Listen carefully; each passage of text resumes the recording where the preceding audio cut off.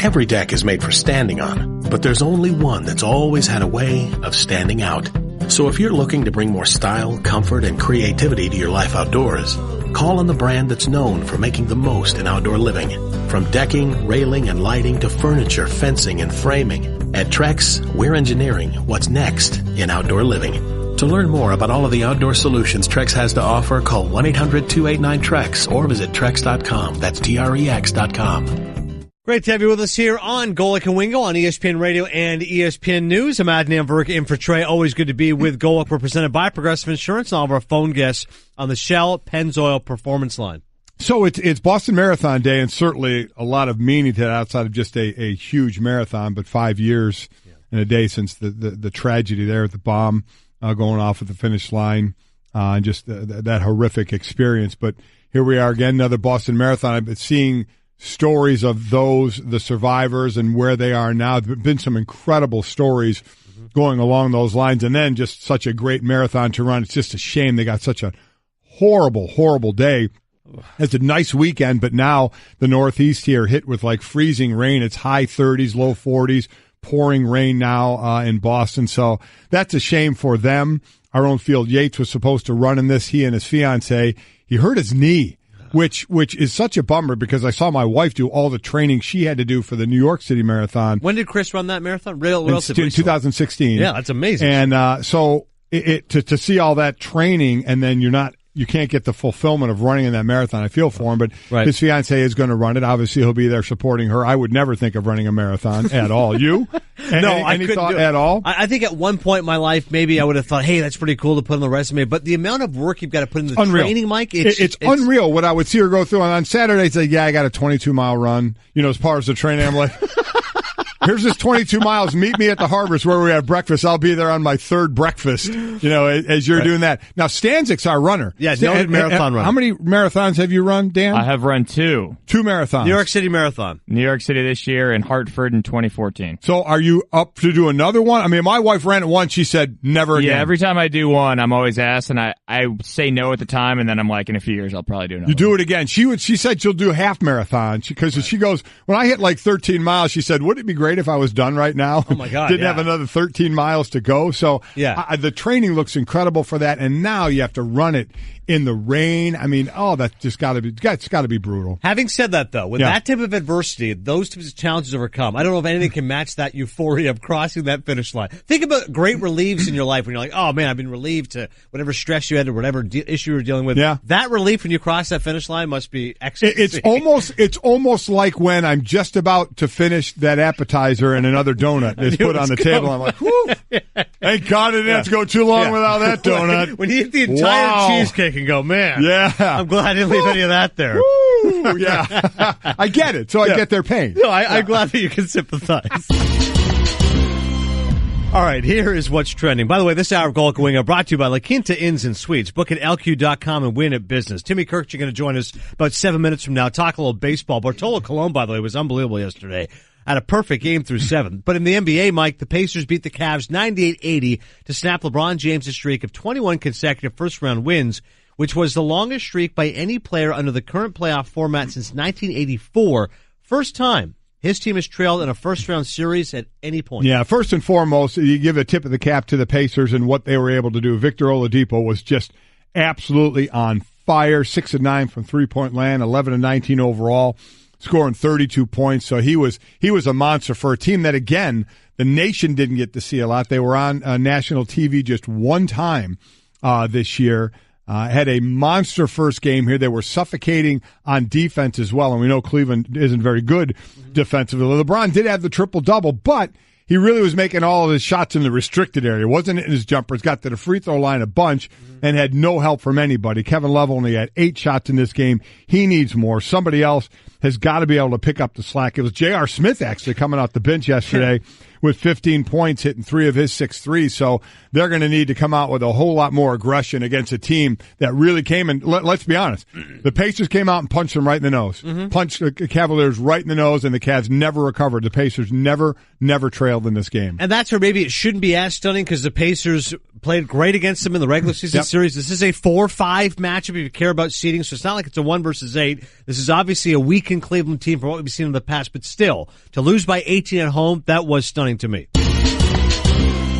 Greg Popovich says the Spurs are still waiting for Kawhi Leonard's medical team to clear him. San Antonio lost the Golden State Warriors in Game 1 on Saturday. That was not a contest. The Warriors were all over them. But Popovich reiterated the next step in getting Leonard back in the game rests with the forwards' medical team. A source telling ESPN's Michael C. Wright the Spurs don't expect Leonard back at any point during the postseason.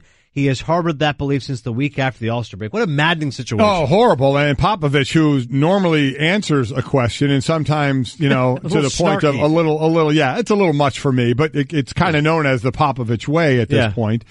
He actually avoided answering questions on whether it would be helpful if Leonard were there with the team, supporting the team through the playoffs, and he kind of walked around that a little bit, but overall basically said, hey, not up to me, not up to us. Mm-hmm. Players are allowed to go get a second opinion. He has his group out there, his medical group, and he's not going to do anything until that group says he's good to go. So obviously the Spurs are really in tough against the Golden State Warriors without Kawhi Leonard. Even with him, I think it'd be a challenge. And just for our boy Cliff, Temple University, interesting jersey change in their spring game. Saturday's cherry and white game included Twitter handles on the back of the jerseys. We've seen programs grow increasingly aware of social media presence. At USC and Stanford, 2 programs who put their players' handles on the depth chart for games. And Clemson to Texas to Washington, maybe they'll be mentioning their players on bigger accounts. It says simply on their name. This all stems to me back from the XFL. Rod Smith, he hates Very cool. Well, listen, Jeff Collins, my son and I did a Temple game, and they were a lot of fun to do. And I think it was when the player got a turnover, they would put their handle on a whiteboard on their Twitter handle on the sideline. It was very cool. Mm-hmm. And what else is very cool?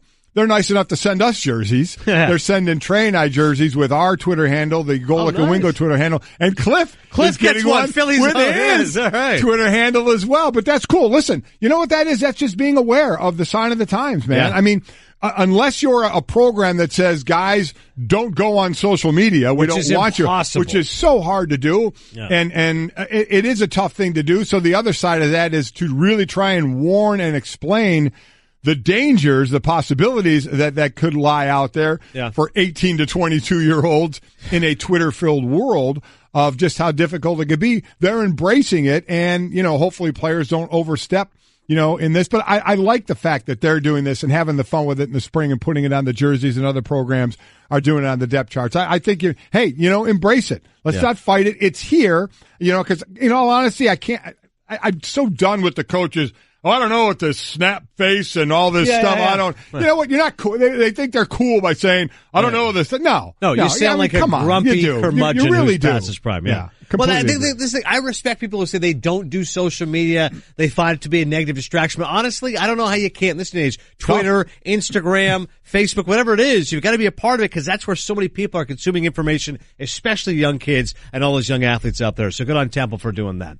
Adnan Virk in for Trey. It's Golic and Wingo on ESPN Radio and ESPN News. Before we bring in Tim Kurkjian, I want to talk a little bit of baseball here, and Bartolo Colon. Oh, my gosh. He turns 45 next month, and last night I'm watching the NBA playoffs. I'm watch the Rockets, T-Wolves, Minnesota's hanging in there. I'm watching hockey because the Washington Capitals, they lose in overtime. Sergei Bobrovsky was unbelievable for Columbus, 54 saves. Now the Caps, same old story, Mike. They're now down 0-2, and this time at home they lose. But blowing, 2-goal leads as well. Right, just crippling to see that. And then Big Bart was unbelievable. Leadoff walk to Carlos Correa and a Josh Reddick double ended the bid by Cologne, who would have become the oldest pitcher to throw a no-hitter.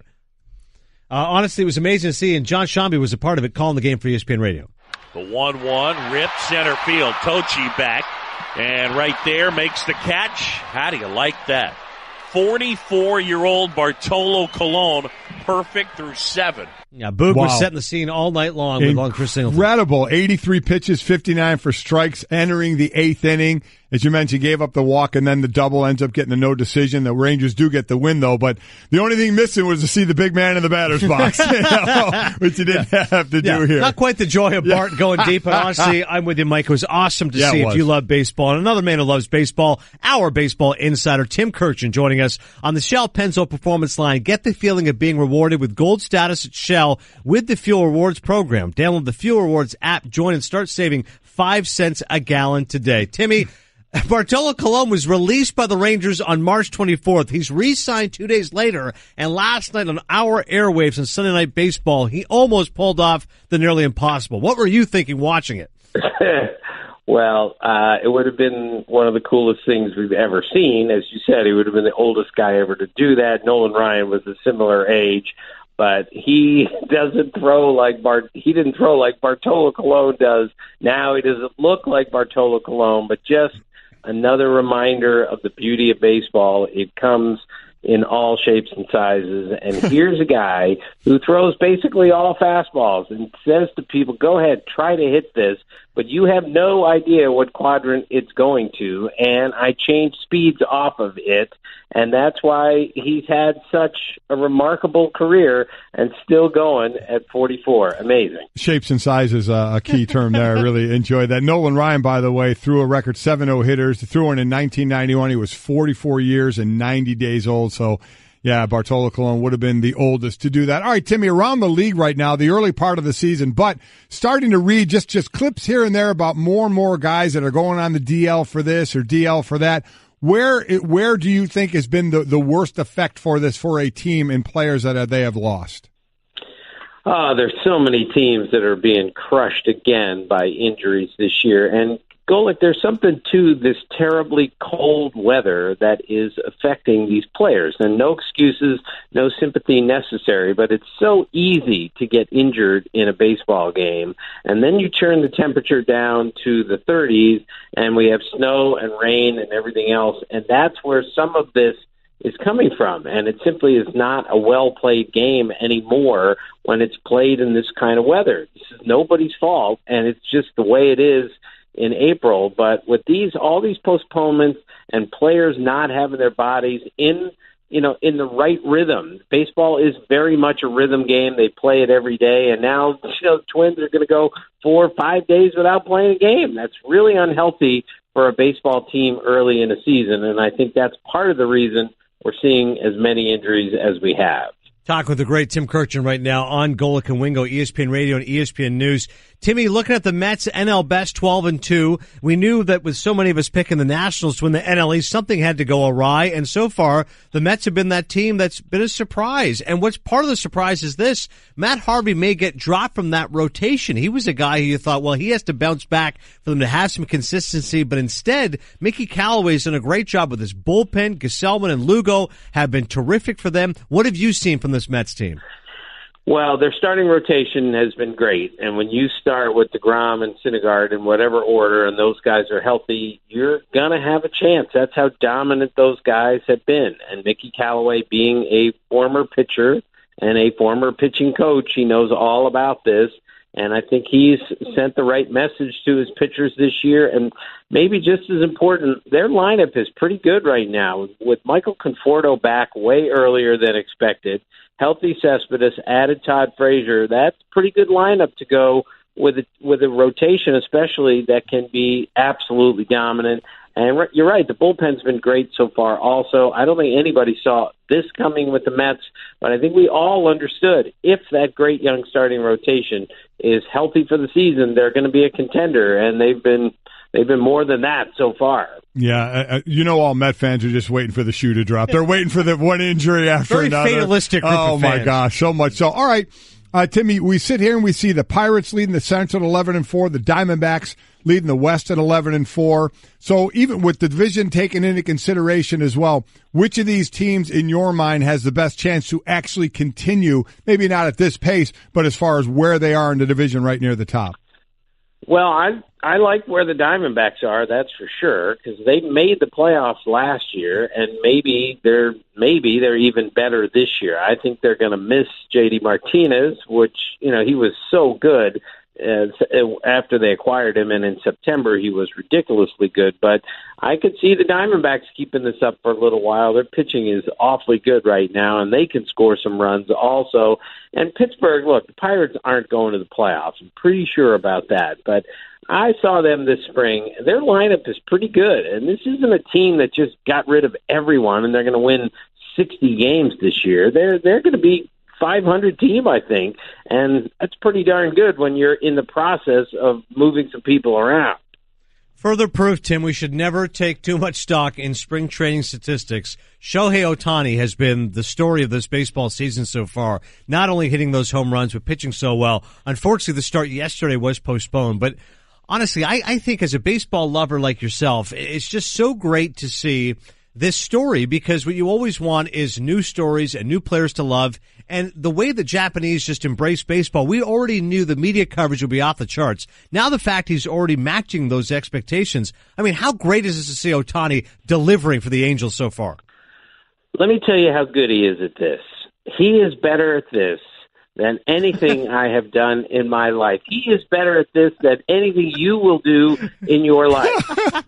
A great reference to Searching for Bobby Fischer from Tim Kurkjian. Right. That was just for Adnan. The point is, this guy is doing something that really hasn't been done since the times of Babe Ruth. And it would be enormous pressure if he were coming here at 23 just trying to be a pitcher or just trying to be a hitter, and he's doing both of them.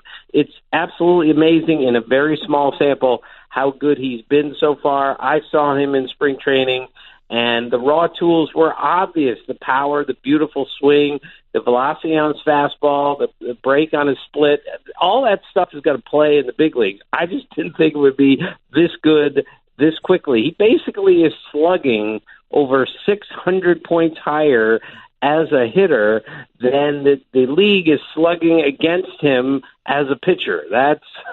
Those are ridiculous numbers. There's some great storylines early on in the season in baseball this year. We hope they can continue throughout the season, and certainly a storyline we talk about every year is the meaning of Jackie Robinson to baseball, and Jackie Robinson Day yesterday in Major League Baseball. Talk about that for a moment, Timmy. Just still the reverence that is just held for this man. Yeah, well, I still hope after all these years we understand how important Jackie Robinson was to baseball and to this country. When baseball finally figured this out, the country went along with it for the most part. So Jackie Robinson wasn't just a baseball player. He was a civil rights activist, and he really changed the game in so many ways. And because of that, I think we forget sometimes how great a player he was, how amazing he was on the base paths, how tremendously athletic he was in every way. And I just remember talking to Frank Robinson about this years ago, and I said, Frank, what did you learn from Jackie Robinson? And Frank, of course, faced hatred and racism in the minor leagues, especially when he first came up. And he said Jackie taught him the same thing. The only way to beat them and the best way to beat them is to go beat them on the field. And he said that was the lesson that Jackie taught all of us. And I don't think he will ever be forgotten, certainly in baseball and in the history of this country. Yeah, nobody speaks with more reverence for the game than you, Tim, and I echo those sentiments. There's something about Jackie Robinson and Jackie Robinson Day that is so special. One more baseball question for you. Cubs and Yankees, both 7-7. Which start concerns you more? Neither one of them concerns me, frankly, because it's a long season, and I think both teams will be in the playoffs at the end. And the reason I'm not concerned about the Yankees is all the injuries they've had, and their bullpen has been terrible. And their bullpen is great, but this is baseball, and great bullpens pitch poorly once in a while, and that's been the case among other things with the Yankees. I think they'll turn this around and quickly, and so will the Cubs. Cubs have Anthony Rizzo on the DL. Looks like he's coming back hopefully tonight.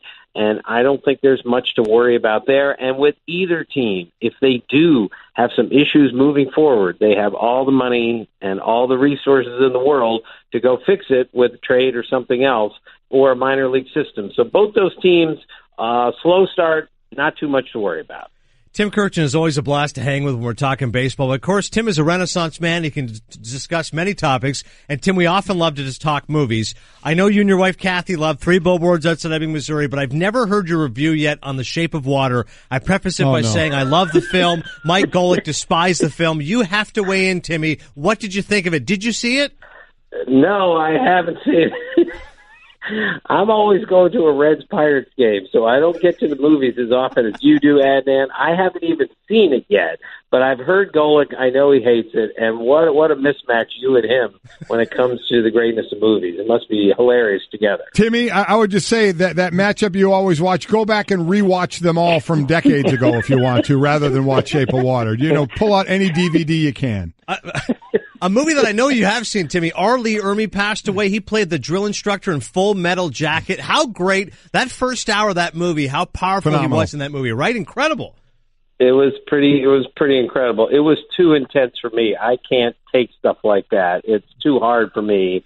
But I watched it, and I barely got through it because I am so weak. I am so squeamish on things like that. That was a tough one. I'm with you. That was. We can all enjoy searching for Bobby Fischer and movies of that ilk. Tim Kurkjian, thanks so much, Timmy. Thanks, Timmy. Okay, guys, see you. All right, great perspective. I don't think I'll ever watch Shape of Water. Sweet. Yeah, exactly. But if he was on the fence, he'll go the other way. Full Metal Jacket, man. That was one of those movies where what a stark difference of the first hour and the second hour of that thing, or the first half and the second half. The second half I thought was awful. Yes. Quite honestly. It was all over the place, the first haphazard half plotting. was one of the most, and Timmy's right, intense. I mean, it can be tough to watch. Very intense. And this actor who passed away was a Marine Corps veteran. So, I mean, he fit the bill perfectly for being the drill sergeant here.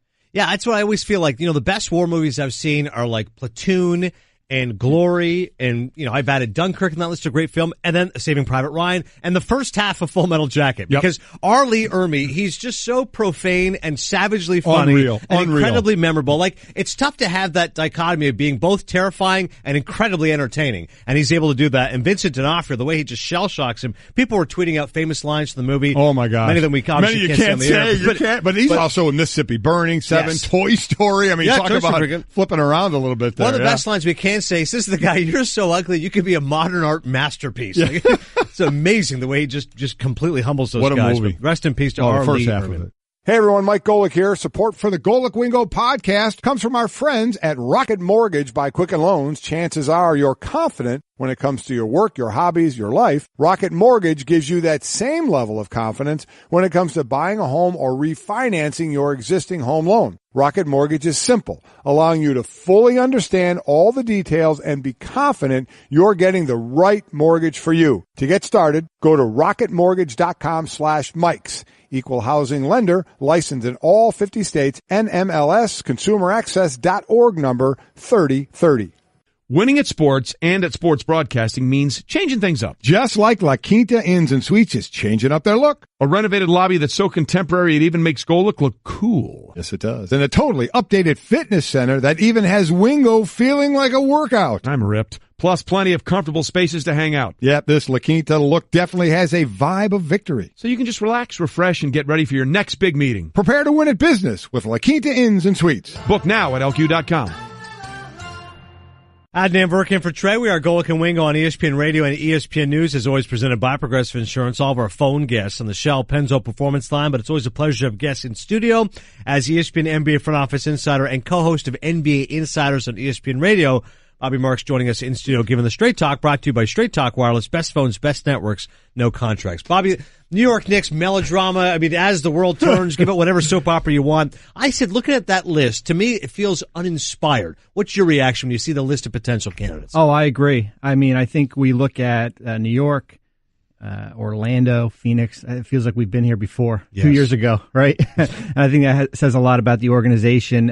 You can either go the David Fizdale, Mark Jackson route, or you could probably go out of the box at Jerry Stackhouse, who's paid his dues in the G League up in Toronto. And I think whoever it is, they better be prepared to rebuild. I mean, this is a major rebuild, and you're not going to have your best player until probably after the trade deadline in February with Kristaps Porzingis. But they've got to get it right. They can't be doing this 2 years from now.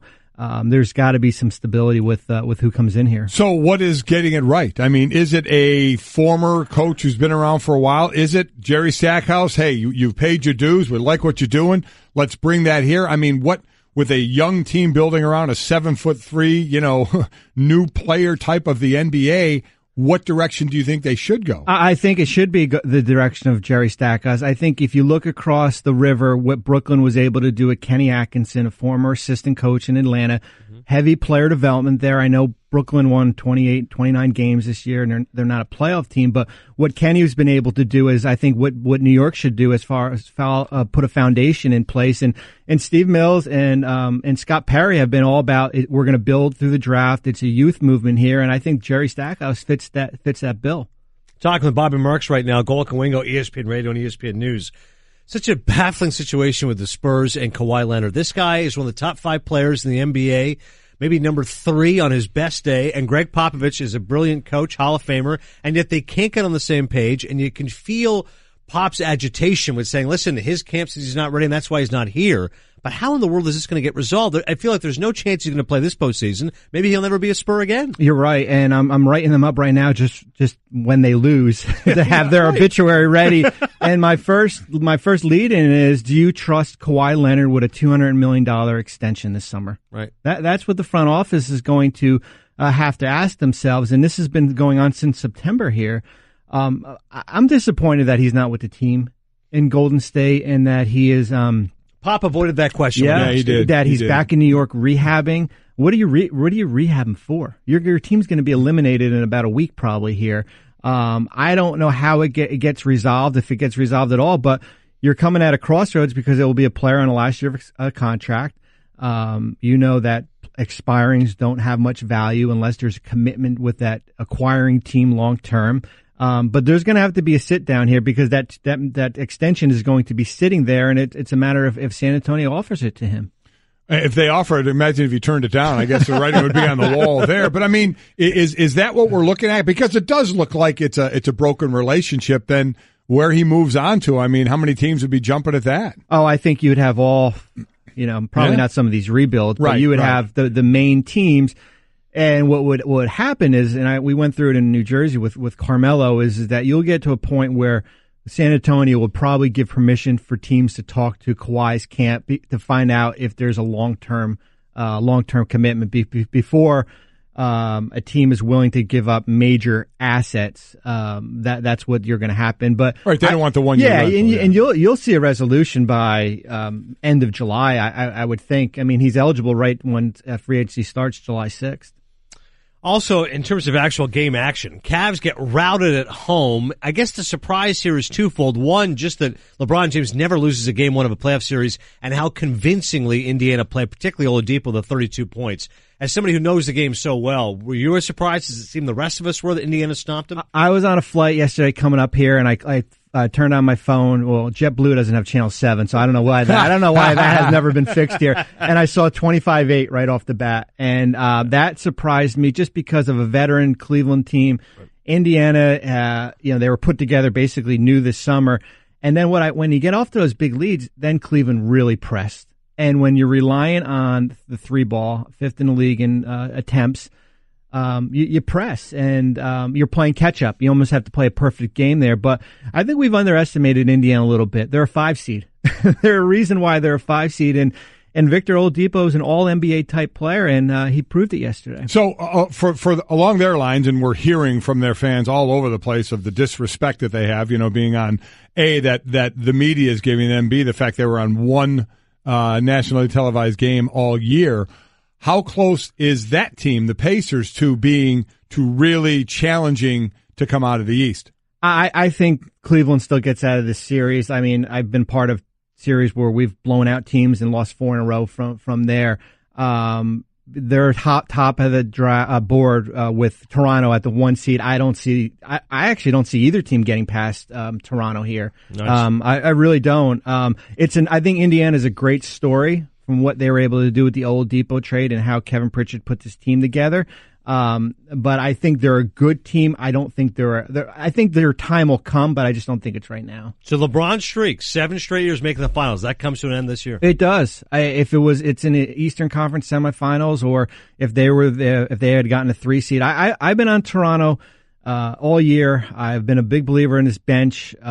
You get through the demons of Game 1 as we saw on Lowry 4 of 9, DeRozan 6 of 17, but DeLon Wright and CJ Miles both. The bench mob is getting it done. Yeah, seriously. And Fred VanVleet was on the sidelines, who was probably one of your better players, and you got CJ Miles in the offseason as that that veteran to stabilize it. And I had them sweeping Washington in this series. I'm not a believer in this Washington team. I know that backcourt is dynamic, but the regular season kind of left a sour taste in my mouth. Where do you put the 76ers? They're kind of the big talk now because we see Toronto kind of nosedive when they get to the playoffs, haven't gotten over that Cavalier hump, and if the Cavs do come back and win this thing, that's what they're going to see in the next round. But what about the 76ers this year after they get Embiid back? Well, that's the question, and I think Miami missed a golden opportunity on Saturday, and we saw, I think Zach Lowe tweeted out that Hassan Whiteside was really disengaged during that whole game, and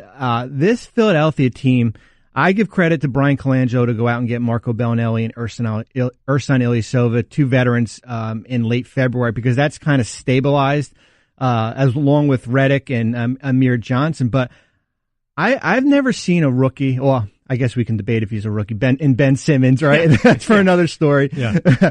Rookie with an asterisk. Put a performance like that Saturday night where he took over in the second half there. It's almost like what Jason Tatum did in the stretch yesterday in Boston, but he's got such a great feel for the game where I had Jason Kidd in New Jersey, but he makes everyone so much better. But a Philly Boston, if we get there, would be pretty interesting. Talking right now with Bobby Marks, ESPN NBA front office insider, also co-host of NBA Insiders on ESPN Radio. I still like the Rockets to beat the T-Wolves, but it is interesting, Bobby.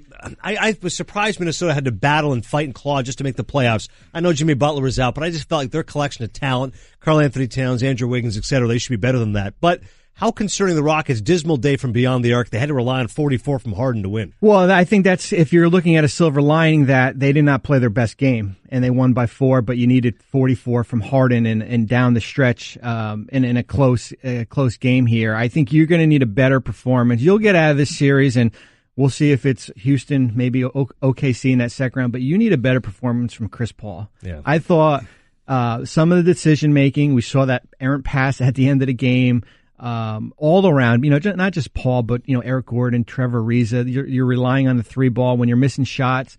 That changes the game a little bit. But Minnesota, a team that's been deficient with their bench. Although Rose had a great game, I thought he had a pretty good game last night. Sure did. Karl Anthony Towns, you got to get him more than 9 shots, and I think they forgot about him down the stretch of this game. Yeah, even Tom Thibodeau, again, who was on with us at the end of last week, said after this game that he needs to be more active as well, and I agree, they need to get the ball to him more as well. So we talk about Houston, we talk about Golden State, even Oklahoma City to an extent of what they've done. So of these 4 teams, Portland, Utah, Minnesota, New Orleans, in 2 to 3 years, one of those teams is going to be at or right near the top of the West. And we're saying this could be a legitimate NBA title team. Which team would it be? I think Utah, because of Donovan Mitchell, where he is right now, and you've got Rudy Gobert locked up. Basically, the core of this group is locked up. Another year here, they'll have a draft pick. But I like Utah just because of the Mitchell factor. Can they get that free agent, though? That would be the thing, right? That's the big question, is that this is a team that's always had to build through the draft, and they've been fortunate to land Gordon Hayward 8 years ago. You got Mitchell. You were able to Ricky Rubio in a trade. That's the big thing, is will a free agent go out to Utah? They have possible flexibility this summer or next year, but that would be probably the missing piece there.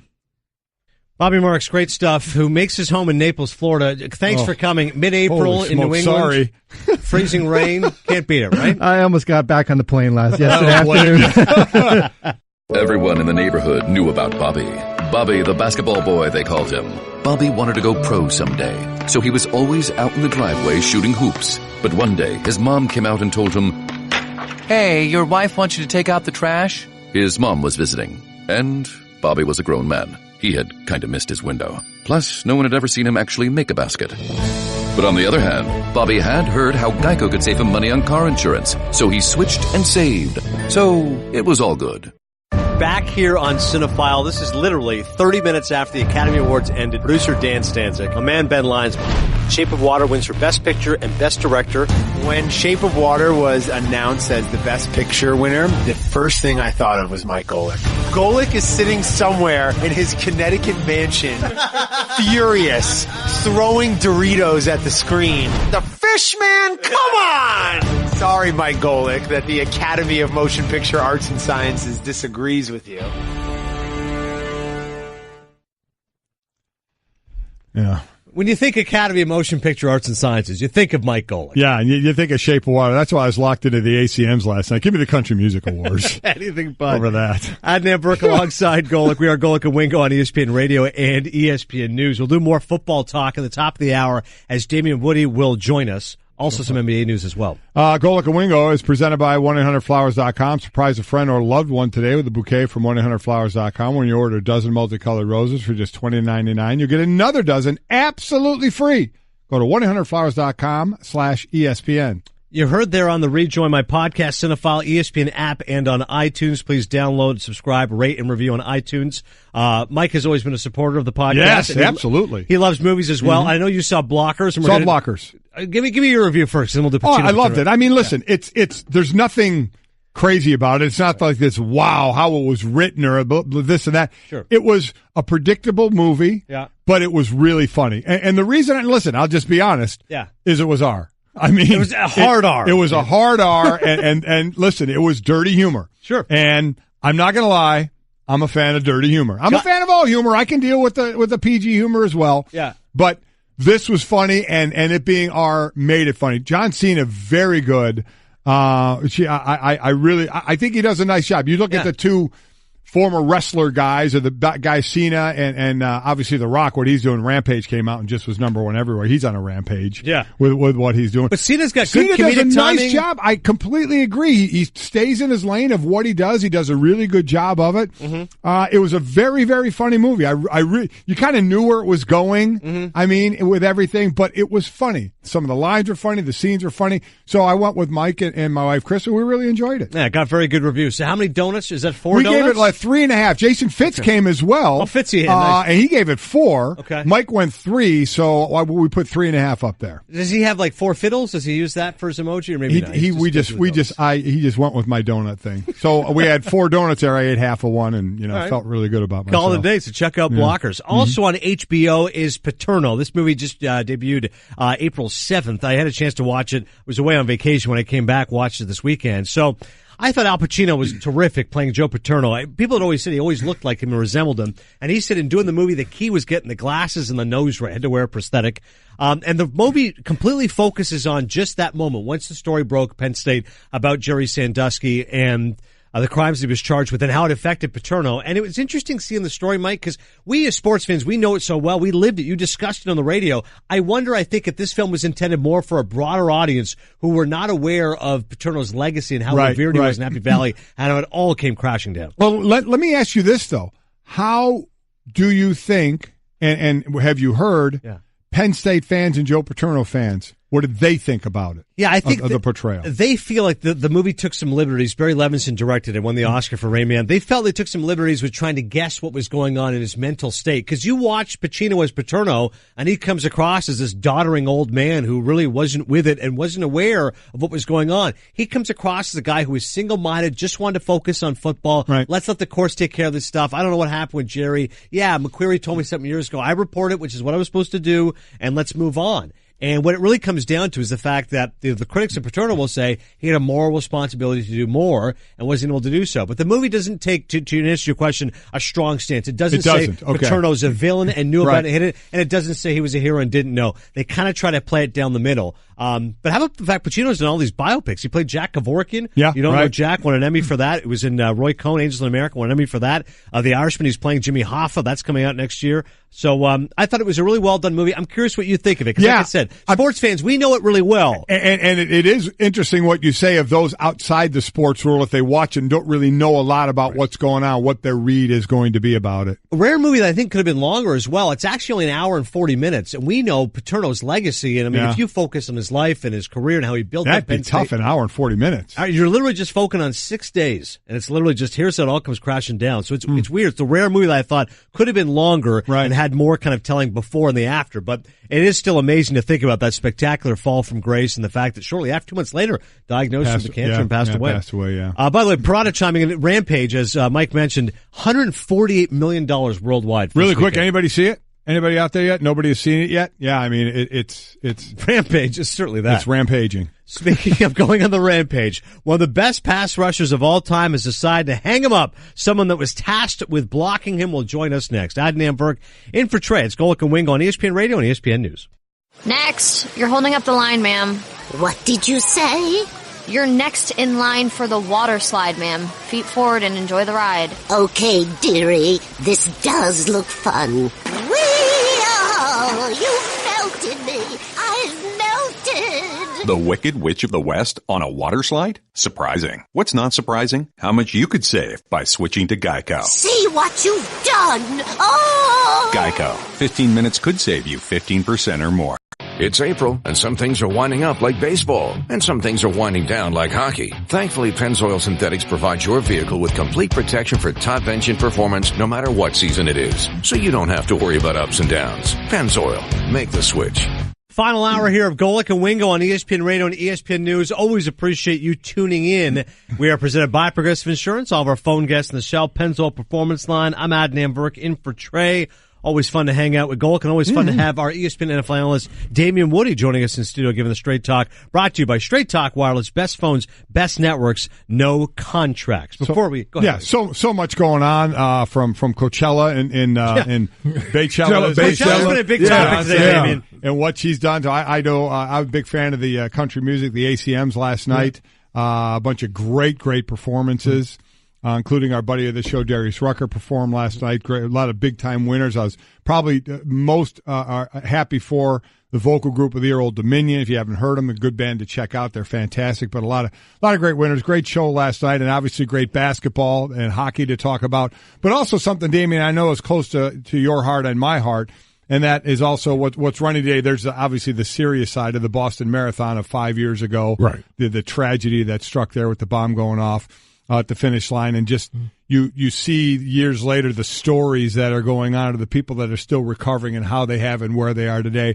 Some incredible stories. But then the other side of actually running a marathon. Again, our own Field Yates trained to run this with his fiancée. He hurt his knee, and now he can't run in it, which is such a bummer to do all that training for it. His fiancée is still going to run in it. But I asked you, and you came in. I kind of knew the answer already. It's my same answer.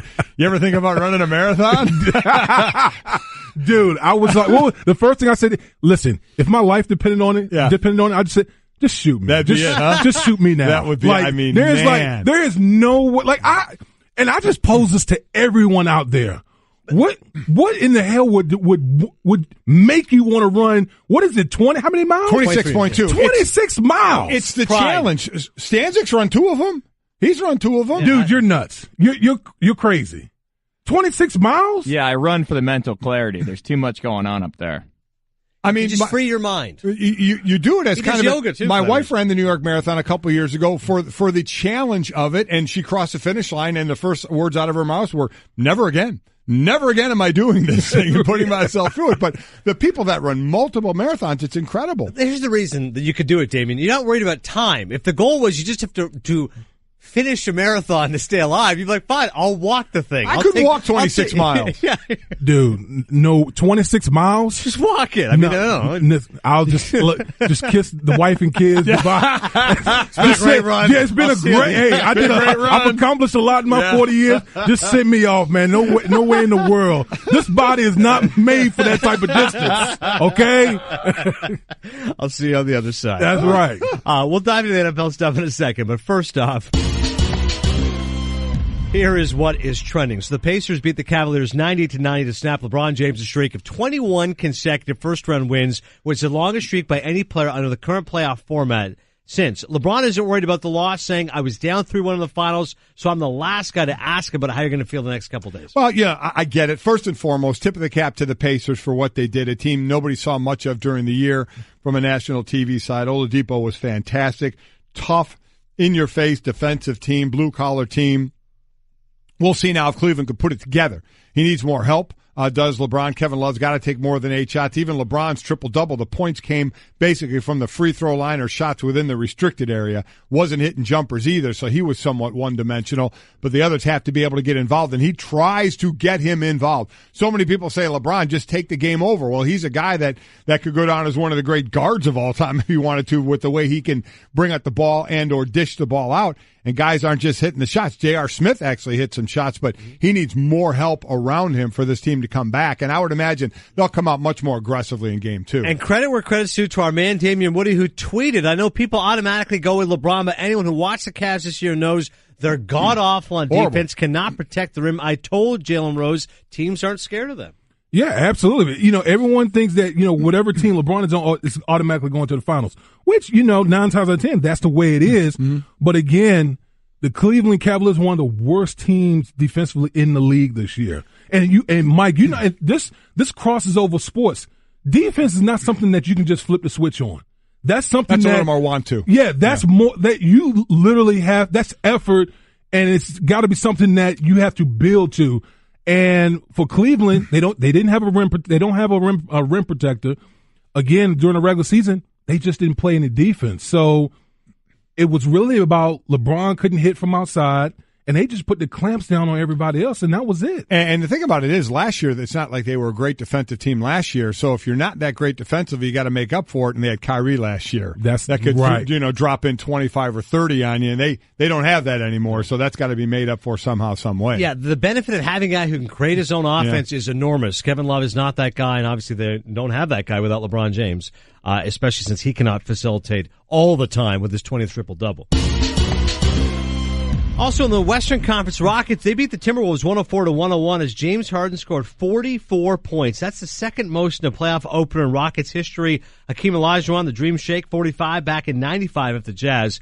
And according to Second Spectrum, Harden shot 6 of 6, 5 of 5 downtown without turning the ball over in isolation in game 1. They did not shoot well from 3, Mike, no. but Harden bailed them out. They didn't, and it was a chance, you know, for Minnesota, because we had Tom Thibodeau on the end of last week and talked about all the threes that they're going to shoot. They average 42 a game. Minnesota averages 22 a game. It feels like Houston shoots about 80 of them a game, but they did not shoot well from there, so it was a chance for Minnesota. But even Thibodeau said that Karl Anthony Towns has to be more active as that 7-footer. I think they got to get the ball into him more than what they did. He just took 9 shots in this game. So we'll see where game 2 goes. But the way that Houston missed, Damien, I thought was an opportunity for Minnesota to try and capitalize them. They just couldn't get it done. Yeah, I mean, you can't have your best player on your team score, I believe it was 8 points, and you only lose by 3. So they lost a prime opportunity to steal a game in Houston.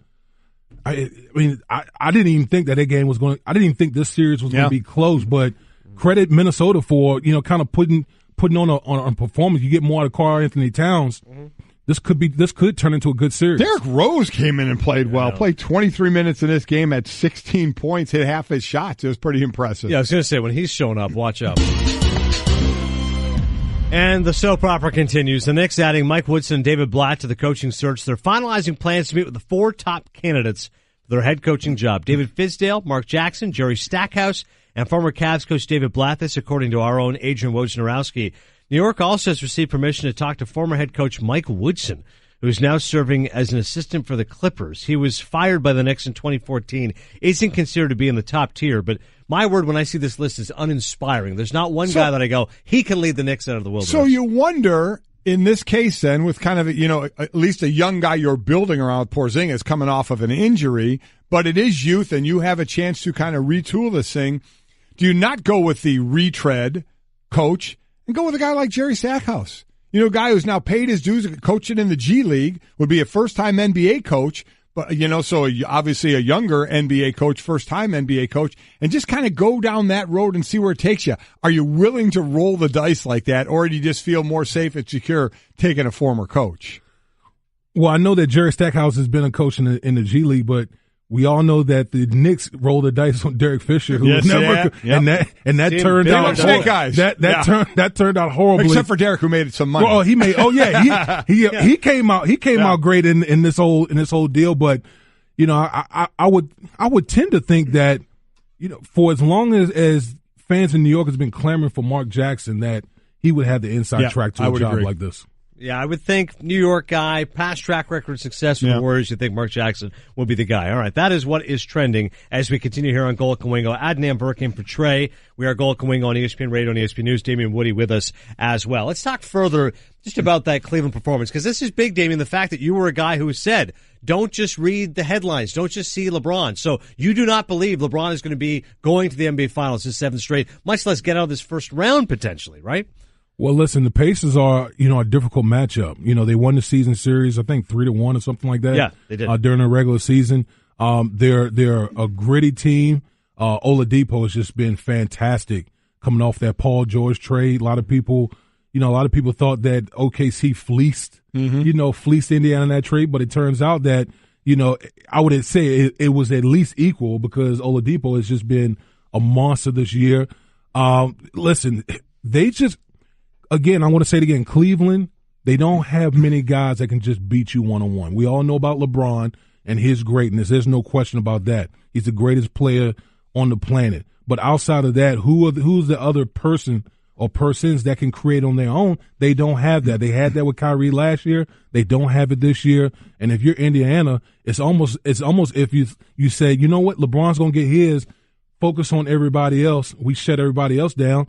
That could be the recipe for them getting past Cleveland. And especially if LeBron's missing his jumpers. Right. You know, 0 for 4 from three-point land, not hitting jumpers. So he drives the lane, they collapse on it, they either put him on the line, or he's scoring, or he's dishing it out, and they don't have another shooter. You're right. They went from 2 people who could create on their own to 1. They cut it in half. It was LeBron and Kyrie, and now you just have LeBron. So who else steps up? The other thing I'll say is the Pacers need 3 more wins in 6 more games, potentially 6 more games. I find it hard to believe that Cleveland will shoot 23% from three-point land and 38% for the game, that many more times. So now it's possible, because that's what they have as shooters. They don't have creators outside of LeBron. So that's something we have to kind of wait and see who picks up the slack. Who's that next guy? It's got to be Kevin Love for sure, but he's got to get more than 8 shots, to play in this game. And but I would imagine overall as a team, you'll see a lot more aggression coming out in this game too. Yeah, I think Cleveland will indeed bounce back. Some news that came down earlier during the show: James Harrison retired, 84.5 sacks. Obviously put together a brilliant career. Although, Damien, me and Mike were a little bit surprised. He ranks 52nd all-time in sacks. Kind of would have thought a little higher than that. But, I mean, you picture him in his heyday, only the 3 seasons where he had double-digit sacks. But at his height, he was absolute terror when it came to sacking quarterbacks. As a guy who was in the trenches, what was it like for you when you saw James Harrison coming at you? Oh, he was an absolute monster. Listen, I applaud James Harrison, because you got to understand where this guy started. He was an undrafted guy. I believe he got cut 3 times. By the Baltimore Ravens, and then went on to become one of the best outside linebackers in the National Football League. But I mean, the thing that made James Harrison unique was, first of all, his height. You know, he's a guy that's under 6 foot. He's, one of the strongest dudes that you'll ever come across, and he was just explosive off the ball. So if you're an offensive lineman, most offensive linemen, especially tackles, are tall. So, Mike, as you know, the game is all about leverage, and you naturally have better leverage than the offensive lineman. Boy, you can wreak havoc on a lot of quarterbacks, which he did. He seemed to, would you say his game, it was a little too one-dimensional for the game of today. Obviously, when you get older, your skills kind of erode some, but he always had that strength. But as I said earlier, the tweener used to be the odd person out in this league. Yes. Now the tweener is kind of that pass rusher, and he just kind of fits that one-dimensional road of, you're going to get a workout playing against him, but, not once he was past his heyday, he didn't kind of fit that versatile athletic pass rusher that we're seeing in today's game. Yeah, he wasn't the type of guy that had all these different rush moves, or, the type of guy that could be out there in coverage, because we all know the game is different today. It's a much more passing league. You got to have guys, this is not the Blitzburg of old, where guys can just come screaming off the edge. Now you have to have more responsibilities and pass coverage and all those type of things. So he was kind of in that era. He was in a pass era playing in an era now where it's much more passing. So take people down on the inside. When you get ready to play someone like that, we always talk about game plans. Where you do a game plan as a whole, you know what your offensive game plan is. I know what my defensive game plan is. Then you get into that individual study. Then you get in the room, whether it's by yourself or the other O-line guys, or for me, the D-line guys, and you start looking at individual players and say, okay, what's his stance like? What does he do for me? You know, what's his stance? You know, what's his feet? What's the angles? All that. Is he looking anywhere? How they play together, splits and all that for you. And you're looking on the defensive side when you're going to play against a guy like that. What was your thoughts on him when you know you're going to play against what you're watching for and what you're expecting? Well, first of all, he wore a visor, so you couldn't really see his eyes. a lot of times, the offensive lineman, we like to see defensive players' eyes because sometimes they give things away. But he wore a dark visor, so you can scratch that off the list. You look at get off. You know, I always say the one thing that scares the number one thing that scares offensive linemen is speed. Guys who can get off the ball quick, those are the guys, in practice, I need to simulate that type of speed off an edge. He had really good get off. The one thing about James Harris, he didn't have many rush moves. It was really about speed to power. And what I mean by that, he would explode off the football, and because he was so short and strong, that he would convert that speed and come right into your chest and try to bowl you over into the quarterback, or he'd try to get the edge, come around the back door and strip sack the quarterback. So again, this guy was the ultimate competitor, a guy that came from really nowhere, undrafted, and to play 15 years. I mean, that says something about the character of a player to be able to play that long. Let's take it a little bit further, because I think this is interesting to people, is what other tips? What do you look for? I look for certain things from an O-line and back. What do you look for to try and, outside of just lining up and saying, I'm going to block that guy, what tips do you see where the defensive line gives something away to you? Stance. Because I can tell from a stance what he's doing. If he has a lot of weight like over his knee, okay, he's coming. He's screaming off the edge. If he's, lined up square, okay, then he might be making a move inside, or he might be, dropping out in pass coverage. So, and if, like, for a defensive lineman, if you see the knuckles, the whites of the knuckles, okay, this guy's coming. But if he's kind of relaxed back, then you know that this guy, either he's dropping back or he's kind of moving along the line. So there's a lot of nuances when, a lot of things you look for as an offensive lineman, and look for tips. And I tell people all the time with film study, defenses will give things away as far as players, stances. It's all the little things, but those are things that you pick up, the more you're in the league. So true. As a defensive lineman, I would do the same thing from the offensive side, especially I'd see a guard. He'd be back a little bit, not in his stance, but back off the line a little bit when he's pulling. Right. Same thing with the knuckles. Is he white knuckling? Now, when I was playing, there was a lot less guys that were wearing gloves all the time, so you could see, the knuckle and what they did, how much their fingers indented into the grass. Right. There was another thing that I always picked up on was while the cadence was going on, right at the last second, a lineman would just a hair dig in just a little bit with the foot, with a foot. And what did that mean? That's the foot he's pushing off of. That's right. So if he's pushing off that foot, he's coming, the other way. I would just look for that. And the other, who gave it away the most? Running backs. Running backs would come to the line and they would look. They would look where they're going, or look in the direction. And so you would at least know something good, whether they're coming that way or the place. And then you kind of look at the formation that you went in your game plan and say, okay, that kind of matches up. That's right. To what's going to happen. That's right. That's something that, I've heard a lot of defensive players talk about a lot. When watching the offense, they'll look at the running backs. Yep. To see, is this the type of guy that looks around and looks where he's going? If so, okay, that's a key. Mm-hmm. So I know people, I know a lot of fans out there, they watch the game, but there's a lot. So much. There is so much that goes into trying to get that little edge, against your opponent. Having said all that, Damien, you own James Harrison, right? He never beat you for a sack. Of course I'm going to brag on myself. But listen, man, he was that's the type of dude we call a war daddy. He was a load. Yeah. Woo. Other news in the NFL, Cowboys releasing Dez Bryant. He's clearly fallen off in terms of production. He was averaging, or at least had 1,200-yard seasons 2012 to 2014. Last 3 years hasn't even eclipsed 900 yards. Is he still a number one guy? Because in his head he thinks he is, and he wants to go to a team in the division to show the Cowboys, you made a mistake by getting rid of me. Production says no. Dez has never been a speed burner. Even when he came into the league, he was really good at the 50-50 ball, strong hands. That was the type of guy that he was, big physical receiver. Clearly the past 3 years has been a downward trend as far as production.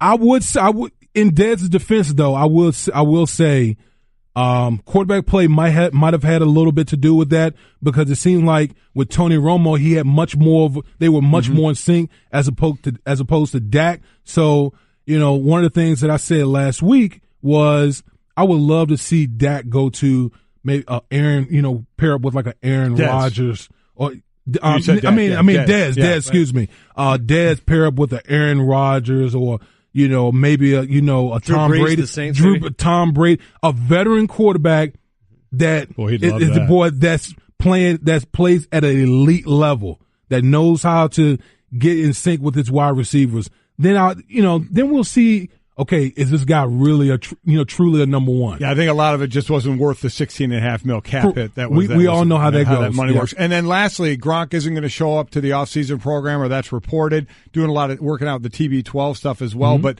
him not showing up, does that give you any pause as what you think he'll do this year? We keep talking about this. We've heard whispers about Gronk maybe moving on, and I've always said if you got your toe in the water. That's usually a sign. The one thing about Gronk is he's done such a great job with his money. Yeah. As far as saving it, it gives you so much flexibility. And there's been talk about Hollywood and all those type of he'll wrestling. do something. Gronk will be able to. Gronk can punch his own ticket. And when you have that type of flexibility or those type of things that you're capable of doing, he can easily say goodbye. He can. All that said, I think he's coming back. I think he's coming back too. One more kick at the can. This is going to be interesting. 28 years old. Brady's still there. One more year. There's a lot going on with the Patriots organization this offseason. There is, and you heard Danny Amendola about how he loves Bill, thinks he's a great coach, but he can be a bleepity bleep sometimes and tough to play for. And I say he's been unshackled. Yeah, he's been unshackled from the Patriot way. I think Gronk alluded to that. Yeah, that's right. That's right. That's right. With Bill. Great stuff as always, Damien Woody. Thanks, man. Yeah, no problem. Man. Hey everyone, Mike Golic here. Support for the Golic Wingo podcast comes from our friends at Rocket Mortgage by Quicken Loans. Chances are you're confident when it comes to your work, your hobbies, your life. Rocket Mortgage gives you that same level of confidence when it comes to buying a home or refinancing your existing home loan. With Rocket Mortgage, you can apply simply and understand fully so you can mortgage confidently. To get started, go to rocketmortgage.com/Mikes. Equal housing lender, licensed in all 50 states, NMLS consumeraccess.org number 3030. Winning at sports and at sports broadcasting means changing things up. Just like La Quinta Inns and Suites is changing up their look. A renovated lobby that's so contemporary it even makes Golic look cool. Yes, it does. And a totally updated fitness center that even has Wingo feeling like a workout. I'm ripped. Plus plenty of comfortable spaces to hang out. Yep, this La Quinta look definitely has a vibe of victory. So you can just relax, refresh, and get ready for your next big meeting. Prepare to win at business with La Quinta Inns and Suites. Book now at LQ.com. There we go. I was going to say, Levitt and Company always going to keep it straight. And by the way, you like the music because love it. Country music last night, huge. Yeah, listen, I'm a huge country music guy. ACMs last night, so great. And they do such a great job. They give out, obviously, awards, and it's cool, but there's so much entertainment, so many of the stars singing it. And it was in Vegas, so that's not a bad thing. So I was going to say. Do a little gambling before that. So, yeah, really, really enjoyed that. I don't know if I enjoyed it as much as all the basketball. And quite honestly, the game of the day was Milwaukee and Boston. I mean, that game was unbelievable. Both teams having a double-digit lead, 15 ties, 12 lead changes. The Rozier shot with that left a half a second. Then Middleton hitting the 35-footer to tie it to go to overtime. What a great game that was. Yeah, for Boston, I mean, I don't know if this is a story that you rally around, but I think if you're an NBA fan without a dog in the race, you see they lost Gordon Hayward at the start of the year. Now they've lost Kyrie Irving. the best chance they've got. I mean, they're a 2 seed that nobody believes in. Maybe they beat the Bucks. I picked Milwaukee to win the series, right? And I think more than a few people did. Yeah, absolutely. So the fact they're able to pull off a win like that at home, don't know if they can sustain it, but good for them. And Al Horford, 24 points, 12 rebounds to lead the way. I just think it's a fun series. Giannis is such a great player to watch. 35 points for him. Yeah, he and Horford guarding him. You mentioned Horford with 24 points. What is it? 8 shots. 8 shots. Yeah. He had 13 of 14 from the free throw line and then playing defense as well. So he's a guy they're definitely relying on. Let's talk further, though, about this trade. That July 1st, 2017 last year was momentous because the Pacers traded Paul George to the Thunder for Victor Oladipo and Domantas Sabonis. At the time, Cavs owner Dan Gilbert said, I will say that Indiana could have done better than it did. So the Pacers routed the Cavs. Oladipo was asked about the Gilbert comment afterwards, and Victor Oladipo is not going to be a guy who's going to be mincing words. Victor, you said you were aware of Gilbert's quote. Were you bothered by it? No. Did it fuel you at all? No, I already had fuel. You can say he added fuel to the fire, I guess you can say, but that was so long ago. I mean, it came up recently, obviously, because we're playing the Cavs in the series, but I'm aware of what he said. Can't control his opinion. All I'm focused on is myself and becoming the best Victor Oladipo possible. I've always said, do you need the extra motivation? You're going into the playoffs. You already feel probably disrespected as a team. You were on national TV one time, and players know that, believe me. Right. They know that.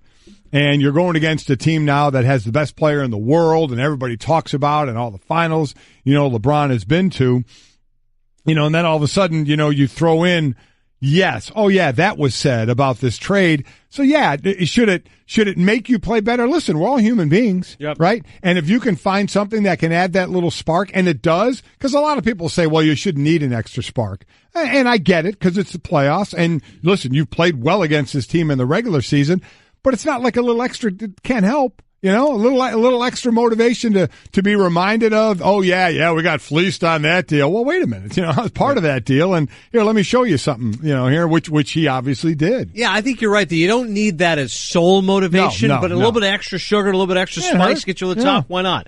And obviously, you can see his frustration. The fact that Oladipo now has got a chance to shine. 32 points, he was great all game long. Paul George, meantime, 8 3-pointers in the win over the Jazz. Been an odd season for Oklahoma City because they've been up and down. You're not sure if they had the right chemistry. And yet, after Houston and Golden State, to me, they feel like that third team in the Western Conference that could upset the apple cart, especially if George can play like this with Russell Westbrook, with Carmelo Anthony. And the most notable thing about Paul George's performance was not the 8 3-pointers, but the fact he gave himself a nickname afterwards. Y'all ain't met Playoff P yet, That's why, once again, Playoff P was his nickname. Y'all ain't met Playoff P yet, yeah. In the annals of bad self-appointed nicknames, where exactly will... Y'all ain't met Playoff P yet, Again, it sounds like a postseason drug test. Hey, come on over, we're going to need you Playoff P. Comes in with some depends. Yeah. Carmelo and Russell Westbrook were asked about it afterwards. Both of y'all, can you just talk about playing with Playoff P finally and just getting a chance to see him getting it going like that? That's his name? Playoff. That's the new name? I don't know. I'm gonna let Russ answer that one. Playoff P.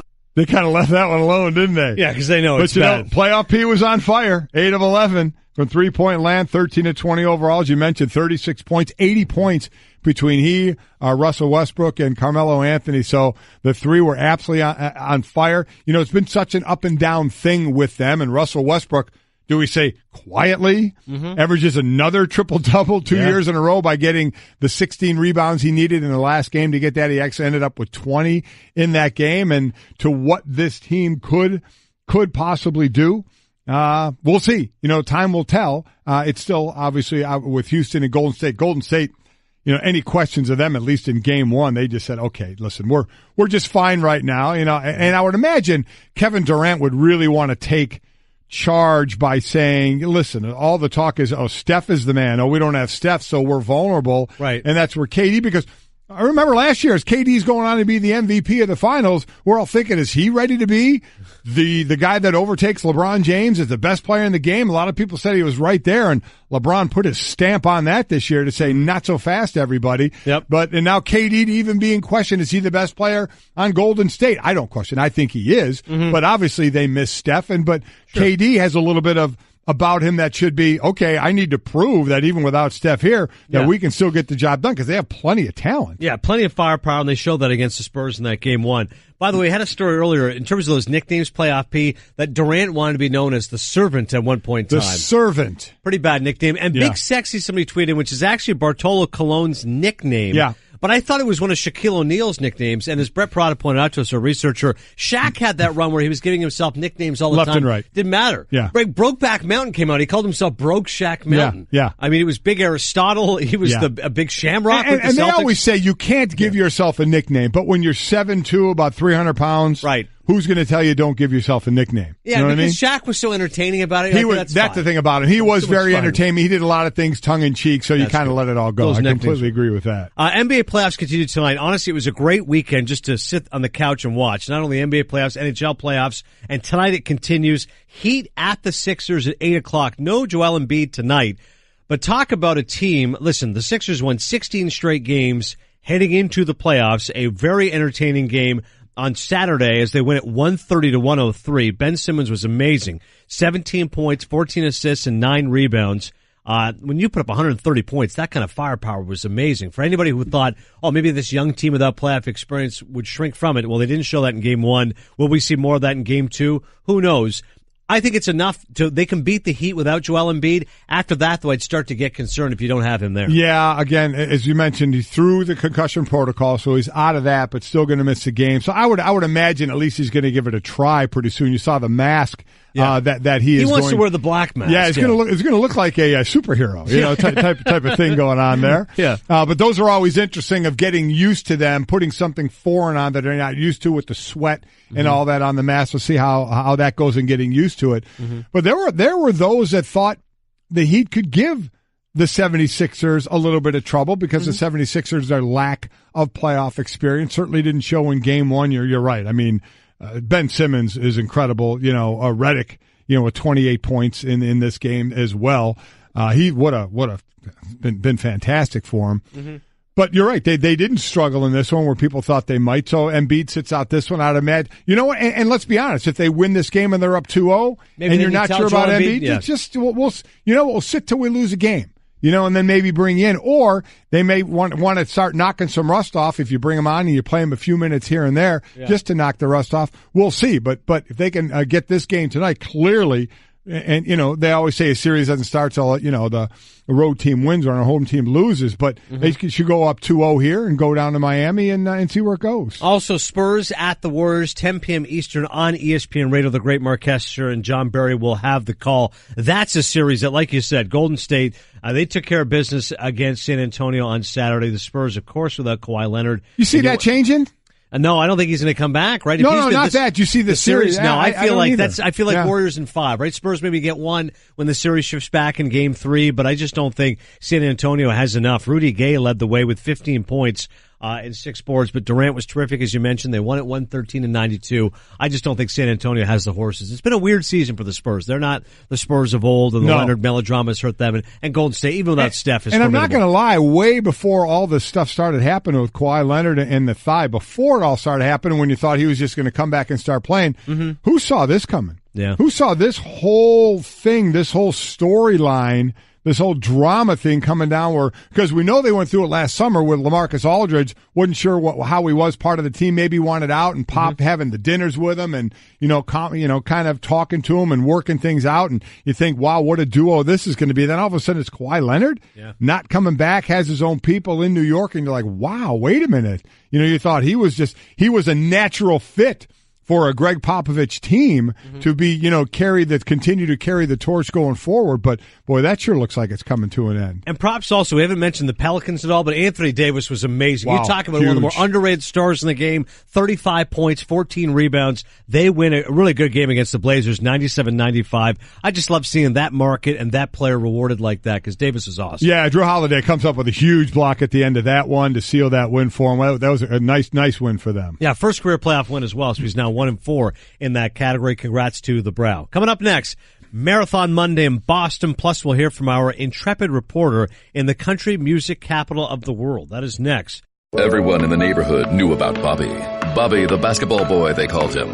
Bobby wanted to go pro someday, so he was always out in the driveway shooting hoops. But one day, his mom came out and told him, "Hey, your wife wants you to take out the trash." His mom was visiting, and Bobby was a grown man. He had kind of missed his window. Plus, no one had ever seen him actually make a basket.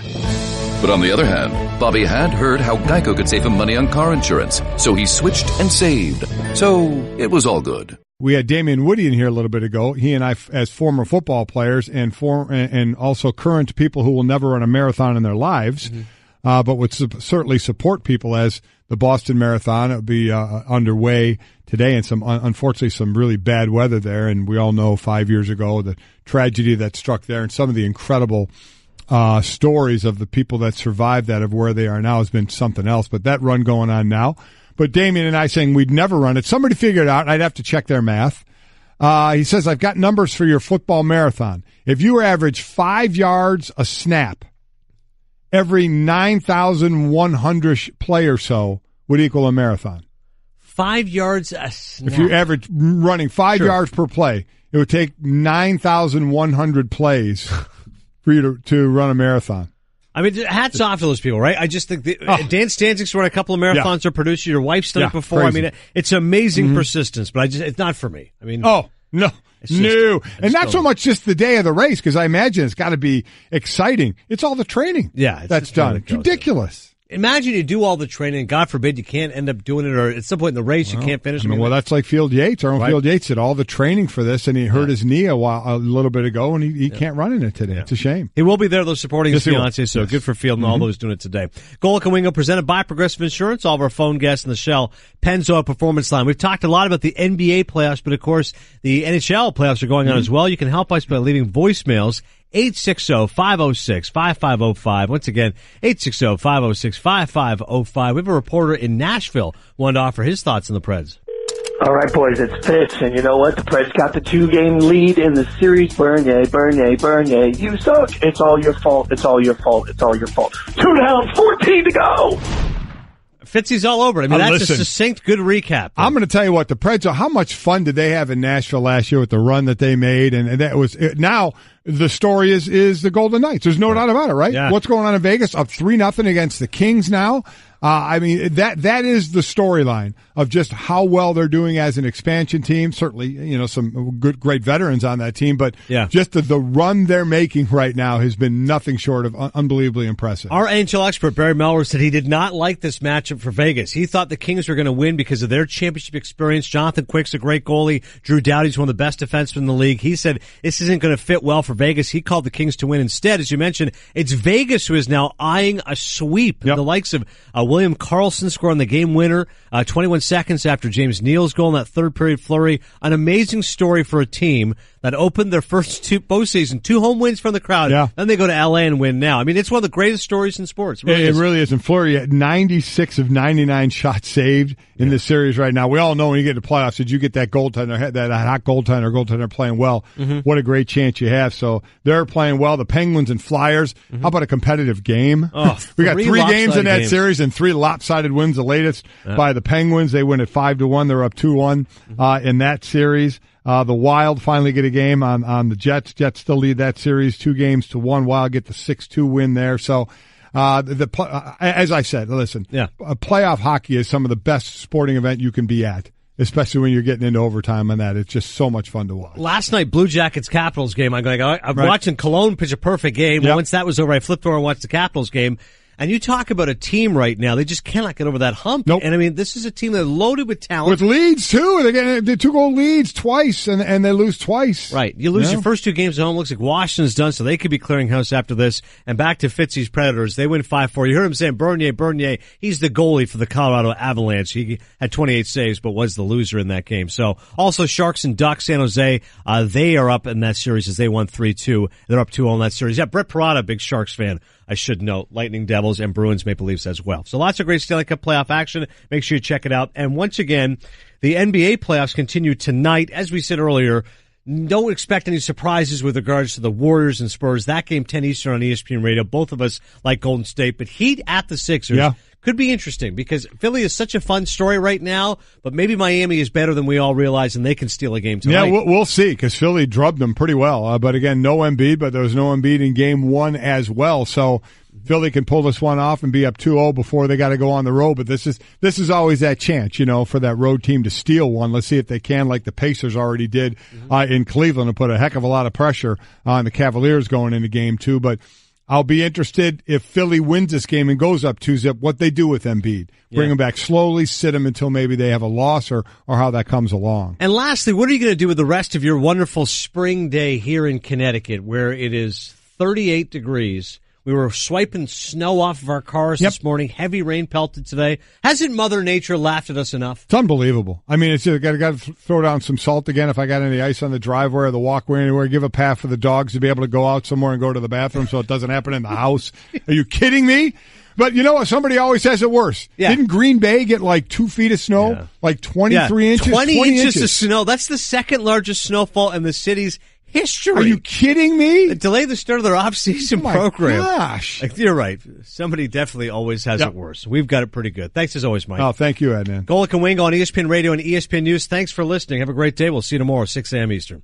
Everyone in the neighborhood knew about Bobby. Bobby, the basketball boy, they called him.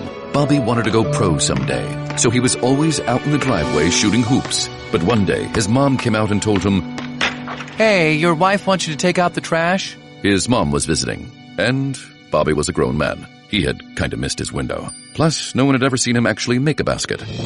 But on the other hand, Bobby had heard how Geico could save him money on car insurance, so he switched and saved. So it was all good.